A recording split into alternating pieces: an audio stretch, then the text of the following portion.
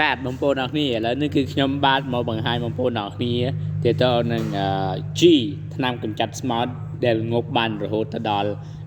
3K បងប្អូនជិត 3K ហើយមិនត្រឹមតែប៉ុណ្ណោះទេគឺធ្វើឲ្យដីរបស់បងប្អូនទាំងអស់គ្នាពុំមានខូចដីហល់ដីរិចរិលដីអីទេនេះបងប្អូននេះគឺជាគេហៅថា Glyphosate Ammonium ហ្នឹងបាទគេហៅថា Glyphosate ហ្នឹងបាទនេះបងប្អូនគឺពេល 10% ហ្នឹងគឺ Phosphor ហ្នឹងគឺដែលវាជួយទៅដល់ដីជួយឲ្យដីហ្នឹងគឺមានសំណើមល្អ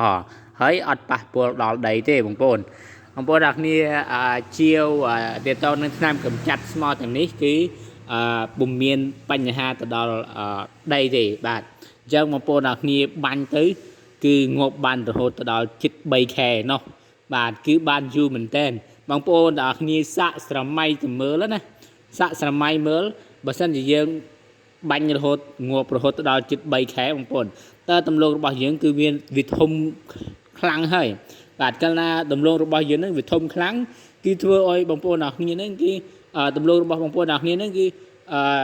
ឈ្នះស្មៅបាទកាលណាវាឈ្នះស្មៅវាធំហើយគឺពុំមានបញ្ហាទេអញ្ចឹងបងប្អូនអរគ្នាចង់បានថ្នាំកម្ចាត់ស្មៅទាំងនេះគឺកុំភ្លេច inbox ឬក៏ទំនាក់ទំនងមកបានបងប្អូនណាបាទគឺដឹកជូន25ខេត្តក្រុងតំដង